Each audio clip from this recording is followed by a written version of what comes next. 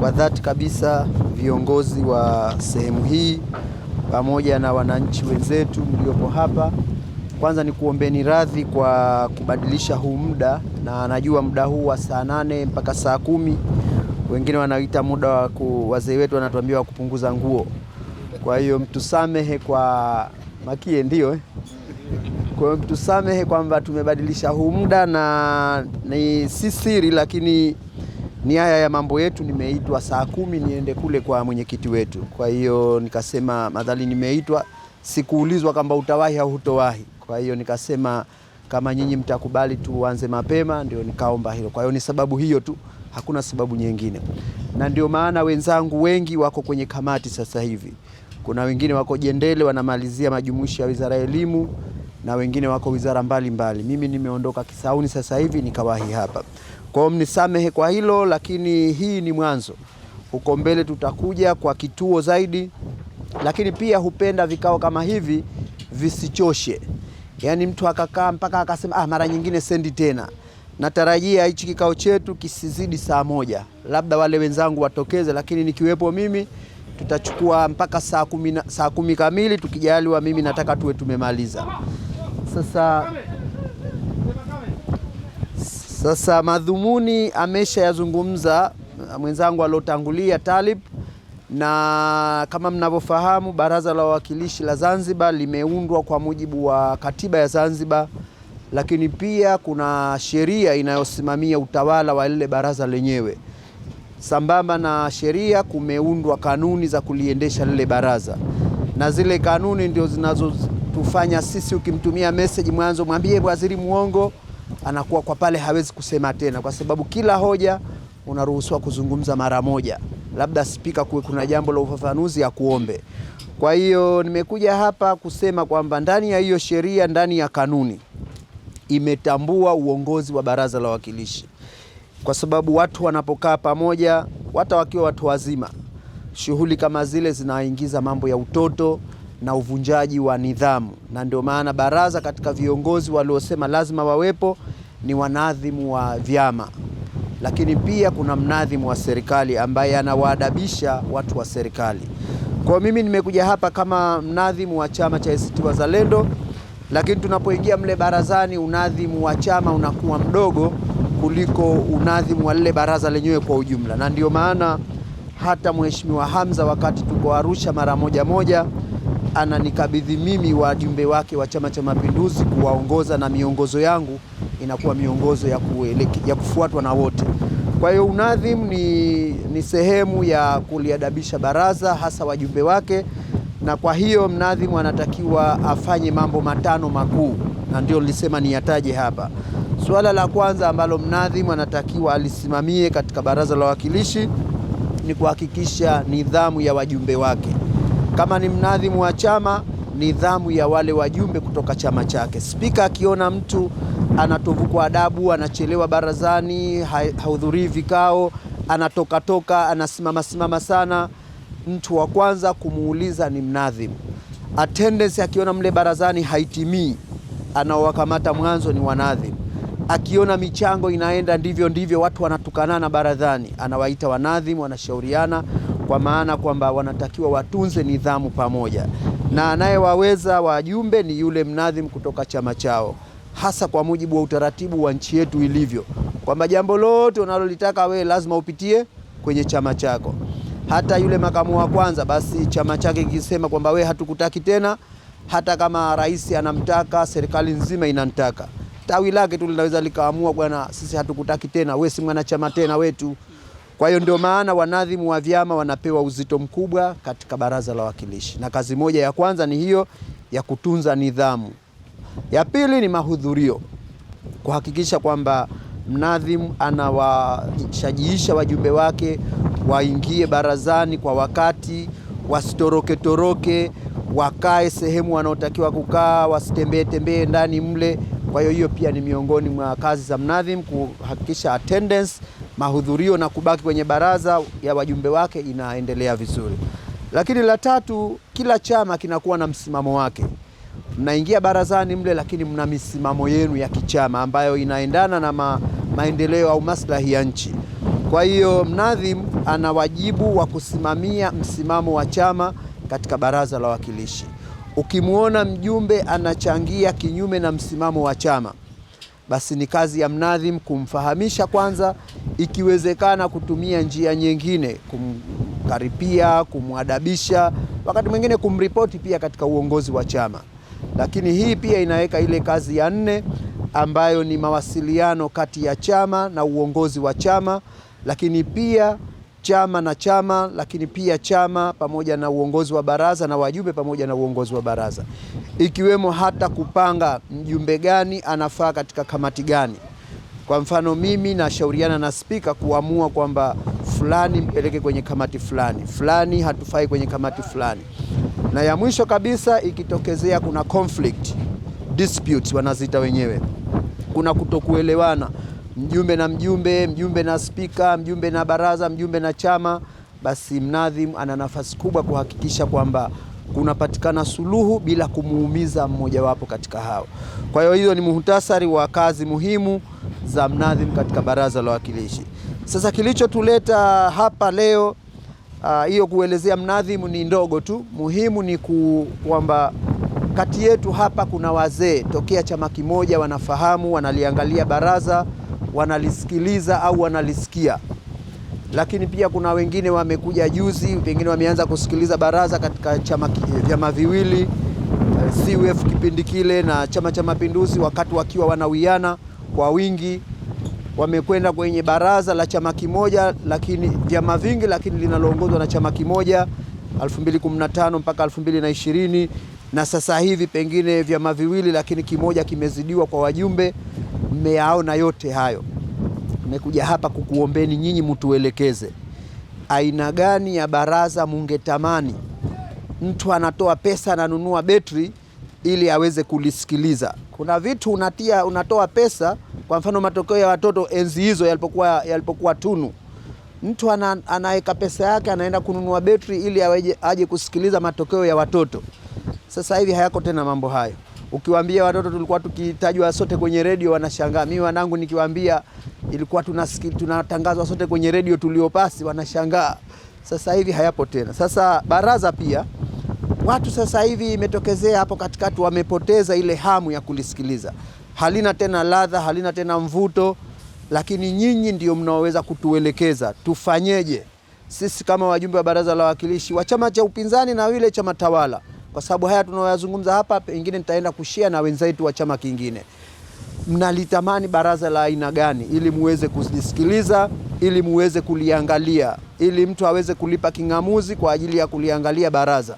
Mnatamani tuwe na baraza la aina gani? Kwa hiyo wakati mnatuchangia, mtupe hayo mawazo. Tunatamani baraza la aina hii. Na la mwisho kabisa, kama alivyosema Sheikh Talib pale, tarehe 9 mwezi wa 9 baraza linaanza awamu hii. Na katika mambo muhimu, shughuli muhimu zilizopangwa ni kujadili na kupitisha miswada miwili ya sheria. Mswada wa kwanza ni mswada wa maendeleo ya uvuvi na ulinzi wa bahari, na mswada wa pili ni mswada unaohusiana na kufuta ile sheria ya magazeti na kutengeneza sheria mpya ya magazeti ya serikali. Ingawa wengine wanasema unazungumzia kuhusu mtoto, mama hujamzungumzia. Yaani unazungumzia mtoto utakayempata, mke utakayemuoa hujamjua. Sheria ya habari ambayo tunaita sheria ya huduma za habari bado haijataka kuzungumzwa kwa sababu labda inawagusa sana.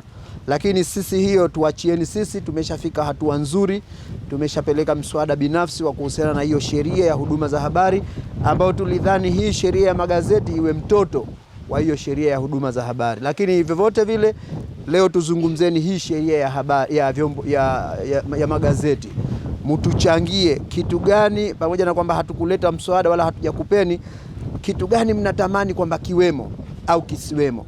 Na ile pia sheria ya uvuvi, kitu gani mungetamani kiwemo au kisiwemo, kwa muhtasari wake tu, ili wakati tunachangia sisi tujikite katika yale mambo ambayo nyinyi mungetamani yangekuwemo katika mswada ule. Kwa hiyo hayo ndio machache niliyokuja nayo, na niombe tuanze sasa hivi saa 9:15. Kwa dakika 45 wanaotaka kutupa maoni watupatie, na niwaahidi kwamba huu ni mwanzo tu, tutakuja tena kwa pamoja kuchukua maoni mengine zaidi. Lakini maoni ya ziada pia ya jumla katika nchi yetu. Jambo gani mnahisi kwamba serikalini haliendi vizuri, linahitaji kusemewa barazani? Isiwe haya mambo matatu, iwe na hayo mengine. Watu jana walizungumza kuhusu mabasi ya mwendo kasi, walizungumza kuhusu upasishaji wa magari wa vyombo vya moto, walizungumza kuhusu ardhi, unyang'anyaji wa ardhi kule vitongoji, walizungumza kuhusu uharibifu wa mazingira kwenye mambo ya mchanga na kokoto. Yote hayo mnaweza mkatuelekeza, mkatuambia. Kwa hiyo mimi niishie hapo. Mwenyekiti, mtuelekeze wajumbe yani wananchi hapa waanze kuchangia maoni yao, wawe huru. Tukijaliwa haya ni mawazo huru, na tukijaliwa kwa njia moja au nyingine mtakaoyazungumza hapa, tunaahidi kuyafikisha. Baraza la Masifasifa linatupotezea muda, linatuumiza rohoni, kwa sababu yapo mambo mengi ya wananchi kujadiliwa, lakini nafasi kubwa inachukuliwa. Tunashukuru, yani mtu anashukuru kwa dakika 6-7. Hii inatuumiza sana, na kwa sababu muliomo mle mnatumia pesa za wananchi, basi kwa kweli mnazifisidi pesa za wananchi. Tunataka baraza ambalo linawajibika sawa sawa kwa wananchi. Baraza haliwajibiki kwa serikali, baraza linawajibika kwa wananchi. Baraza linaishauri serikali, baraza linaikosoa serikali. Kuna wajumbe unawasikiliza hawakosoi, na lugha zao zote hawakosoi, lakini mwisho huku unakuja kusikia basi tunaomba angalau pale ile barabara imejengwa vibaya pale, basi hebu tunaomba hata na kanuni sasa za baraza ziwe ziko vizuri, zisiwabane mno. Nyie wajumbe mujieleze vizuri, mujieleze vizuri kwa mujibu wa malalamiko yaliyoko kwenye maeneo yetu wananchi. Halafu na spika naye tunampa yake, kwamba awe mstahamilivu, awe mvumilivu. Na spika hajaambiwa aisaidie serikali, spika ni mtu huru. Sasa unapokuwa na spika, na kama spika manake spika na wale wengine naibu wake na wale wanokaa kwenye wanaitwa wenye viti, wawe watu huru, wawe na ustahamilivu wa kusikiliza wajumbe wanachokisema. Spika au huyo mwingine anayekalia kile kiti, sidhani kama kuna kanuni inamruhusu aitetee serikali. Hakuna. Wanatuumiza kweli kweli tunapowasikia wanafanya utetezi. Mheshimiwa, wewe unatoa maelezo, maoni yako na nini, spika anakubana, anaitetea. Mimi nimemsikia yule ndo kasema hivi, basi tena wewe basi. Spika hakaripii, si kuna utaratibu. Tungependa baraza liwe hivyo. Tunalikumbuka sana baraza la kuelekea uchaguzi wa 2015. Lile lilikuwa baraza zuri. Yani hata yule aloteuliwa na rais alikuwa na uhuru pia wa kusema analo liamini. Lile ndo baraza wananchi wanalitaka, na lilikuwa ni baraza ambalo wajumbe wameshikamana kweli kweli. Hii sasa hii ya wajumbe 7-8 wanaonekana kama vituko. Hatuliwezi baraza hilo. Kusema ukweli, mtu kama mimi nafungua baraza kwa sababu ni muhimu nisikilize, lakini wananchi wengi hili hawalitazami. Ni bahati mbaya sana kwamba halitazami wakati linatumia pesa zetu wananchi.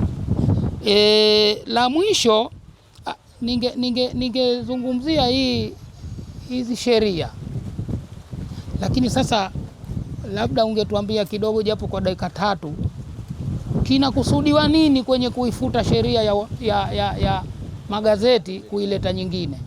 Maana kama kwa gazeti hili la serikali, hili gazeti si la serikali, hili gazeti la viongozi wa CCM. Hili gazeti wanatafuta sababu tu ili mbele iwepo story kubwa ya rais na picha yake. Mimi najulikana ni mtaalamu wa habari, vingine vinalazimishwa. Gazeti la serikali ndo wanataka kweli sisi wananchi tununue?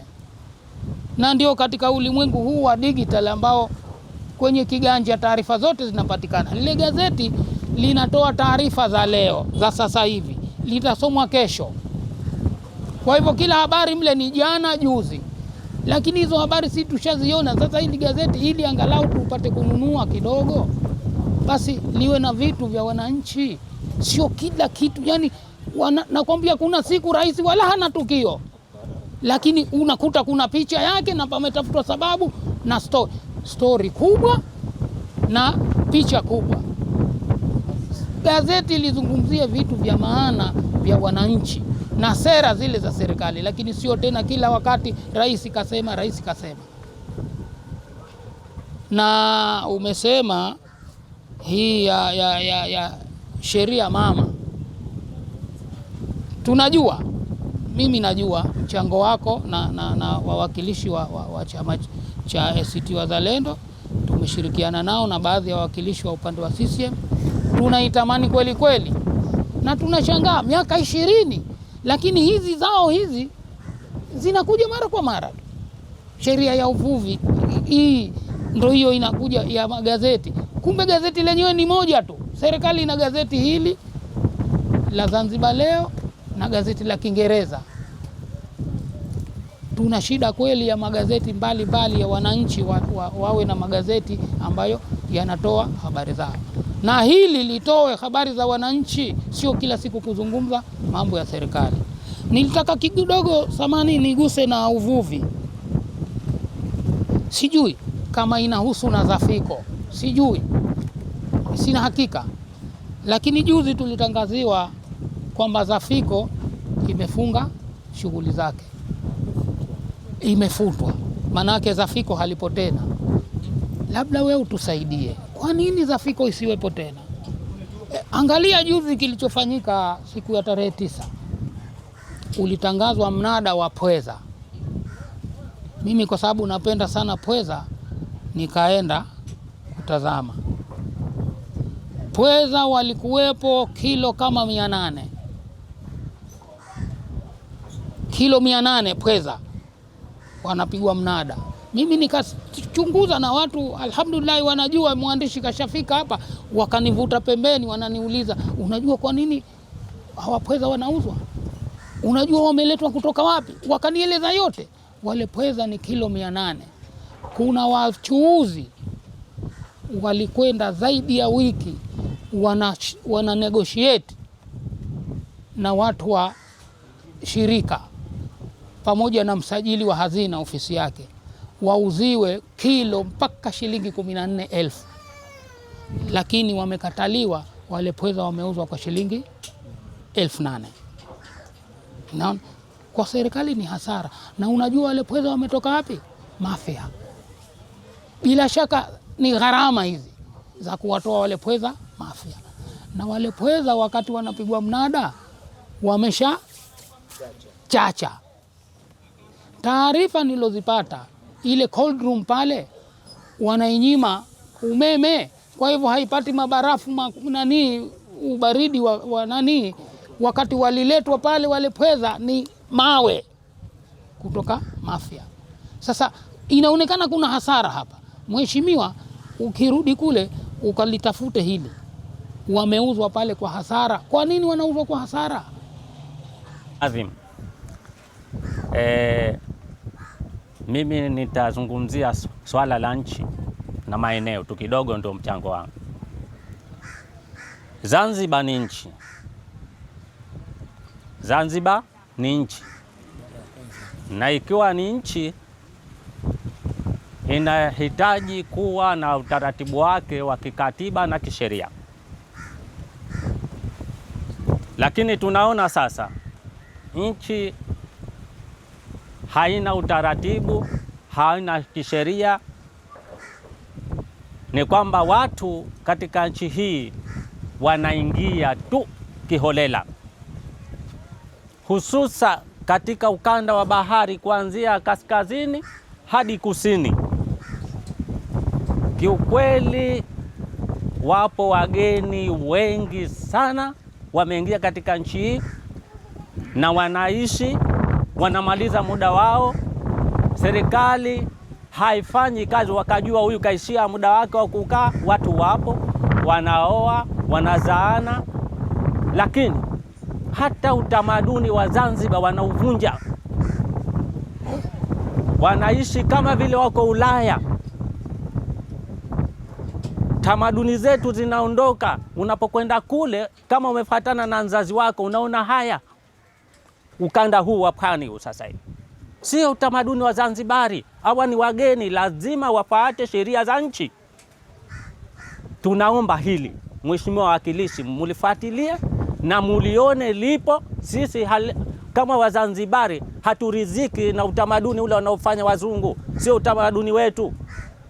Lakini pia imevamiwa, kanda huo wote umevamiwa, ukiacha hao wageni, lakini na hata wageni wa karibu karibu wanaingia tu kiholela.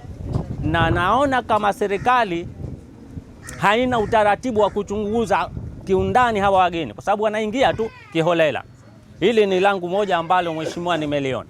Lakini pili, nizungumzie swala la jimbo la Dimani. Nitazungumzia swala moja, mtaa moja unaitwa Tomondo, inaelekana maarufu kama Ziwa Maboga. Lile eneo sie tupo kuliko miaka 32. Maboga ilikuwa inaingia maji ya saizi tu, hayakiathirika mtu. Lakini sasa hivi Maboga limekuwa ni bahari, kwa sababu kwa makusudi serikali wameelekeza mitaro yao yote kule Maboga, sehemu ambazo kwamba hazijawahi kufika maji kwa miaka 32. Leo maji yanakuja juu kwa sababu ya mitaro. Angalieni kutoka Kiembe Samaki mpaka utafika Kwerekwe, mitaro yote imeelekezwa Tomondo. Hili kwa kweli watu wa jimbo la Dimani pamoja na watu wa Tomondo Maboga linatuuma sana, na tunaomba serikali lichukue hatua maksudi, kwani sasa hivi tayari maji yanaingia juu, yanapanda kwenye Maboga na kuja mpaka mitaani, kwa sababu maji yashakuwa mengi. Kwa hiyo serikali, huu ni mwaka wa 8, wanasema tutalifanya utafiti, tutafanya hivi, sije kuna World Bank wanakuja. Leo wameastopisha watu hata kufanya matengenezo majumba yao kwa sababu ya tamaa tu kwamba kesho mtahamishwa. Kwa hivyo naomba kwamba na hili kama nyinyi wawakilishi muliangalie na mulizungumzie kuhusu Maboga, kwa sababu hata barabara zetu chafu, hakuna shule za msingi sasa hivi. Watoto wanaondoka kule wanakuja kusoma nje ya Tomondo, maeneo mbali kabisa, alafu anasumbuliwa sasa. Kule ukija kule Mpenda nakwambia watoto wanaotoka shule za Abdalla Sheria Mapocho hawapokelewi. Kwa hivyo tunataka na sisi Tomondo tupate barabara, lakini hiyo Maboga yenyewe ikiwa wana uwezo wa kufanya wafanye, hawawezi watuache tutengeneze majumba yetu. Baada ya kusema hayo, mheshimiwa, mimi ilikuwa oni wangu ni hilo tu. Asante. Moja ni mazingira, ni swala linalohusiana na mazingira. Ukweli masuala ya maji bado ni tatizo, kwa hivyo hilo naomba tufikishie. Lakini jambo jingine ni swala la taka. Taka mimi ninavyojua ni jukumu la serikali kuzoa, si makampuni. Maji bado hajatoshele, maji safi haya. Maji bado hali ni ngumu. Lakini la pili, swala la taka. Taka zimeshatuzunguka, zinatuzalishia maradhi sasa, na hili mimi ninachoamini ni jukumu la serikali, si la kampuni. Na kama ni kampuni zinatakiwa zikodiwe na serikali, wala si mzigo wa wananchi. Kwa hivyo, na hivyo vikampuni wanavyoviipa tenda havina uwezo wa kuondoa taka, kwa hivyo taka bado zimejaa. Kwa hivyo hili swala naomba nalo lifikishwe, lizungumziwe. Jingine, mheshimiwa, tuna shida huko kwenye hasa kianza na kwenye baraza la wawakilishi, tuna tatizo la ukereketwa. Kwa hivyo nilikuwa naomba serikali itoe elimu hususan kwa wawakilishi wa CCM, wajue pale wakiwa pale wanawakilisha nchi na wananchi. So hushangaa sana kumuona mwakilishi kazungumza mfano wa ICT lakini atajibiwa na kuzomewa na mwakilishi, sio chombo husika. Sasa ule ni ujinga. Kipindi cha nyuma watu wengi tulikuwa tunanaangalia baraza la wawakilishi, lakini kwanza huu wizi uliofanyika wa kutunyang'anya haki zetu, kwa sababu naamini tungekuwa mle tuko nusu kwa nusu, kwa hivyo baraza lingechangamka, lakini leo hakuna kitu. Lakini mimi binafsi, mheshimiwa, huko nyuma nilikuwa ni muumini wa kununua magazeti, nilikuwa muumini wa kutoa damu, lakini nilikuwa muumini wa kulipia king'amuzi kile. Lakini baada uchafu tuliofanyiwa, kuanzia hapo mimi nimekata, toka mwaka huo nimekata, sitoi damu, sababu sinunui gazeti wala silipii king'amuzi, kwa sababu naona kile changu nitakachokitoa hakina thamani, kwa sababu lazima tuheshimiwe, kuwe na mrejesho. Sasa mrejesho haupo. Kwa hivyo mimi binafsi nimejitenga sana na baadhi ya mambo kwa sababu hii, na sio mimi tu, ni watu wengi. Ndio maana watu wengi hawaangalii TV. Ukitaja TV anakwambia TV gani ile, au radio ndo kabisa hapa siku hizi. Kwa bahati nzuri siku hizi matangazo ya vifo ni simu, tunapigiana, lakini swala TV, radio imekufa, TV imekufa. Kwa hivyo haya tunaomba, yako na mengi, kwa sababu tusichukue muda hapa, ni mengi ya kuzungumza, lakini na kuomba haya yote yawasilishwe. Mheshimiwa Mnadhib, kwanza nikupongeze sana kwa jitihada yako ambayo hii umeichukua. Mimi nitakuwa na mambo karibuni 6-7, lakini nitazungumza kwa kiufupi. Kwanza kuhusiana na suala la miswada ambayo inaletwa, kwa kweli tutashindwa kuichangia kwa sababu hatujapata ile mswada wenyewe ambao tukaupitia na tukaweza kuona, tukajua wapi mapungufu yapo na wapi tunaweza kuboresha. Lakini kuhusiana na suala la baraza gani tunataka tuwe nalo, baraza tunalotaka tuwe nalo ni hili ambalo leo lipo. Hatusemi hichi kijiwe, hili ambalo lipo. Nikisema hili ambalo lipo ni kwamba wawakilishi waweze kuja katika miji yetu, katika vitongoji vyetu, katika majimbo yetu, na kuweza kuchukua maoni yetu ambayo atakwenda kuwakilisha kwa niaba yake, kwa niaba ya mwakilishi wetu. Leo tunashangazwa sana na kuona mwakilishi anatoka povu anasema mimi naunga mkono hoja, mimi mwakilishi wa jimbo fulani naunga mkono hoja 100%, wakati mwakilishi huyo hajawahi kupita katika majimbo hata siku moja kuchukua maoni ya wananchi. Kwa hiyo yale si maoni ya wananchi, yale ni maoni yake mwenyewe. Kwa hiyo hili ndilo baraza ambalo tunalihitaji tulione na tulisikie. Lakini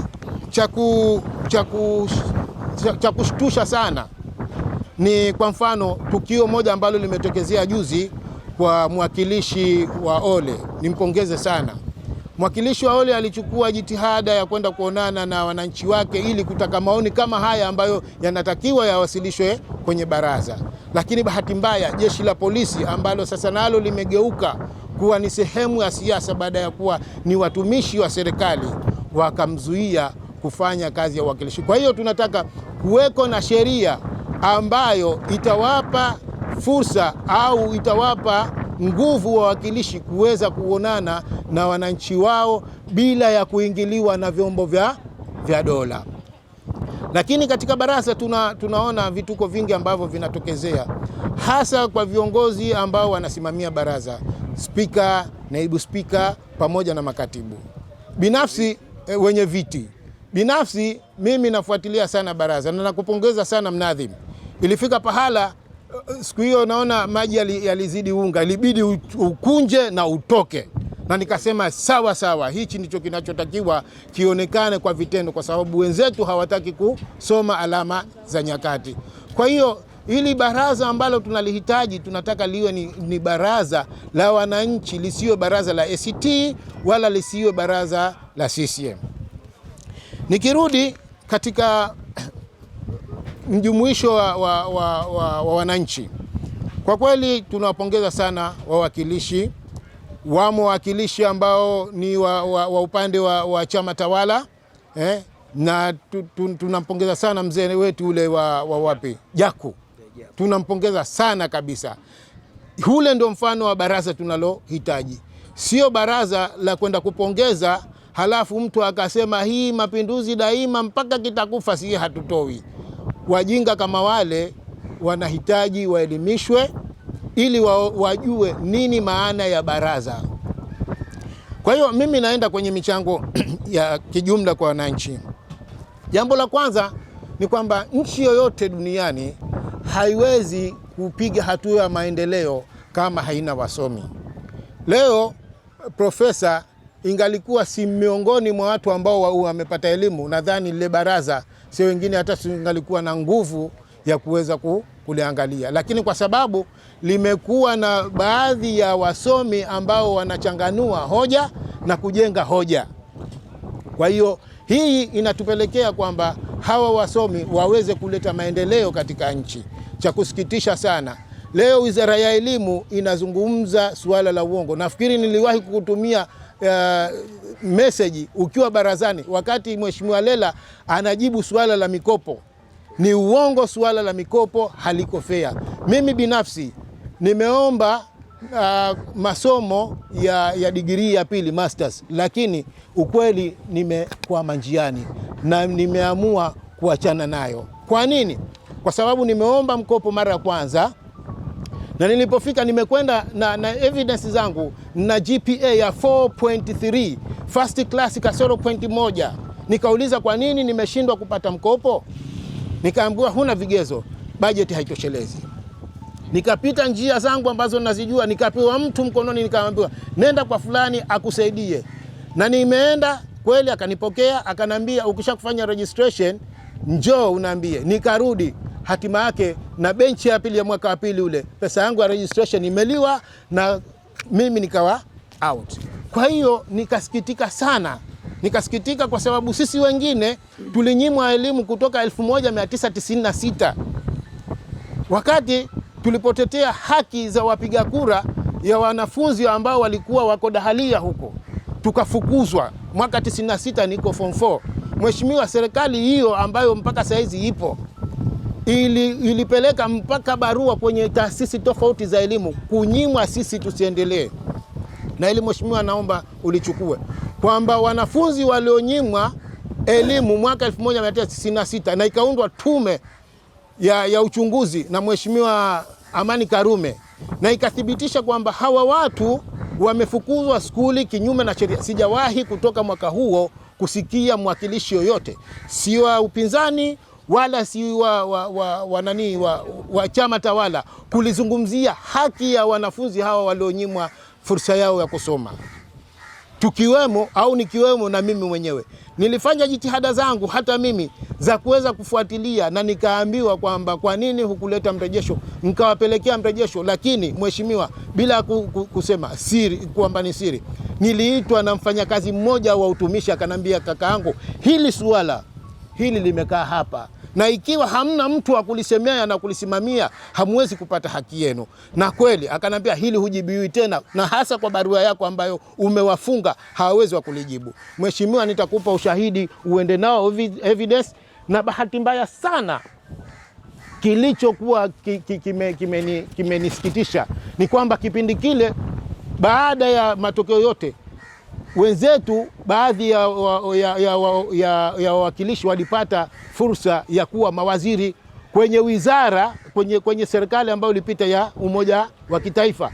Tuliwapelekea mpaka nakala, hata kutuita wakatushauri, akiwemo marehemu Abubakar ambayo nakala niliipeleka kwenye ofisi yake, akiwemo mama yetu Mama Fatma akiwa ni makamu wa rais kwa wakati ule, akiwemo Bizahra alikuwa ni waziri wa elimu. Tulipeleka barua, mimi ni ushahidi na ushahidi wangu hapa nitakupa mheshimiwa, utaona nakala nilivyozituma. Lakini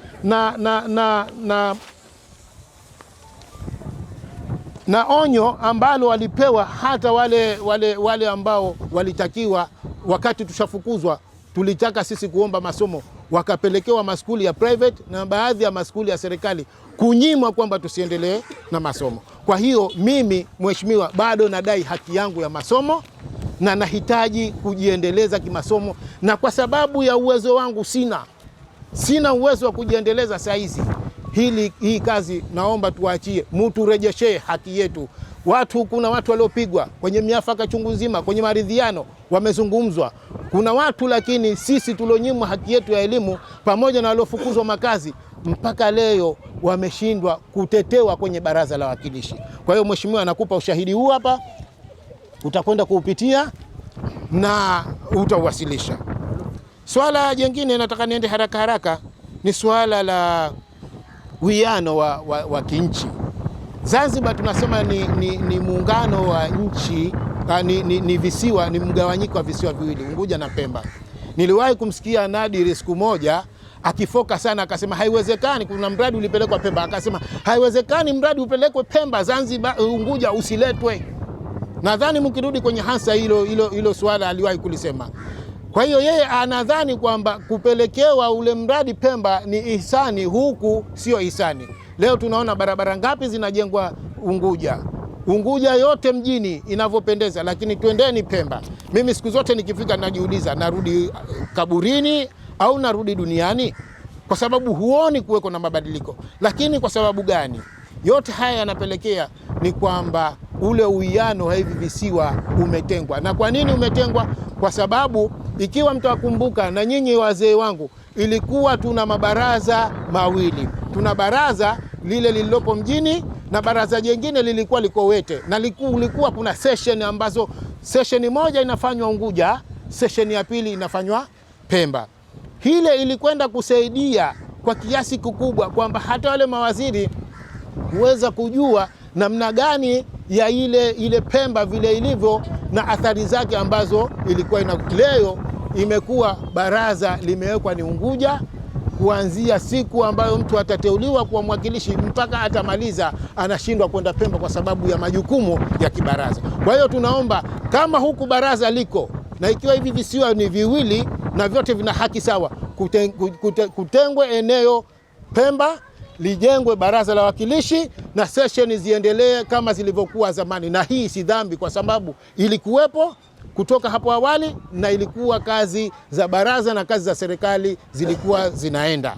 Kwa hiyo naomba sana mlichukue hili ili mkatetee kule Pemba kujengwe baraza la wawakilishi ambalo litaweza kufanya shughuli za kibaraza kama linalofanya huku, na hizi session ziweze kuhama kwa kipindi cha baraza moja kuenda kipindi cha baraza jingine. Lakini mheshimiwa mzee wangu hapa alisema kuhusiana na muingio wa wageni. Kwa kweli hili hata juzi nilikutumia clip kwamba uhalifu umeongezeka, na hatuna hulka wa Zanzibari kwamba ni wahalifu, hatuna, lakini umeongezeka kwa sababu ya mchanganyiko na kwa sababu hakuna udhibiti. Tunaambiwa yote ni Tanzania, na ukihoji wenzetu wananuna, wanakasirika, wanune na wakasirike, watafute suluhisho, lakini suala la udhibiti wa nchi inapaswa lipewe kipaumbele. Nikimalizia la mwisho, mheshimiwa, tunarudi tena kuhusiana suala la kitaifa. Suala la kitaifa ni suala la utambulisho, na suala la utambulisho ni kitambulisho cha Mzanzibari, na kuna sheria kabisa ya kitambulisho cha Mzanzibari. Kama mtu amefikia umri wa miaka 18 hana kitambulisho cha Mzanzibari, anatakiwa apigwe faini au kufungwa miezi 3. Kwa hiyo sasa hawa wanaozuia vitambulisho kutoa barua, je, wao wanachukuliwa hatua gani? Na ikiwa ni suala la kitambulisho, kwa sababu linaenda zaidi kichama, kwa sababu tunajua kwamba masheha ni watumishi wa chama, si watumishi wa serikali. Itafutwe njia nyingine ya namna gani watu wanaweza kwenda kudai barua, au kama kuna taasisi, kwa mfano Tanzania tuna migration ndio ambayo inakwenda ina deal na suala la uhamiaji. Kwa hiyo na suala hili ni kama kuna uwezekano uiundwe taasisi ambayo ni taasisi huru inayoweza kwenda kuchukua details za mwananchi na kuthibitisha kwamba huyu ni Mzanzibari na ana haki ya kupewa kitambulisho. Suala la kwenda kupiga kura, watajua vipi wewe wakuzuie katika suala la kura, lakini suala la kitambulisho ni changamoto, kwa sababu kitambulisho cha saizi cha Mzanzibari ndiyo roho ya Mzanzibari mwenyewe. Huwezi kupata mikopo, huwezi kupata afya, huwezi kupata chochote kama huna kitambulisho cha Mzanzibari. Kwa hiyo tunaomba suala la kitambulisho cha Zanzibari kitolewe kwenye masuala kisiasa na kije zaidi kwenye utaifa. Kwenye suala ambalo watasema kwamba ni suala la kura, watajua wao njia nyingine ya kumzuia mtu katika suala la kupiga kura, lakini sio kumnyima kitambulisho cha Mzanzibari. Baada ya kusema hayo, ni washukuru, asanteni sana. Sasa mimi namwambia mnadhimu kwamba baraza tunalotaka kuliona linafanya kazi liwe ni baraza ambalo lina wanawakilishi wake, linawatetea wananchi, linazungumza hoja za wananchi, sio linazungumza hoja ya serikali, linawatetea serikali. Wawakilishi wote wanatetea serikali, hawatetei wananchi, wala hawana habari hasa. Huyu bwana akasema hakuna sheria ya kusema kwamba wawakilishi wapite.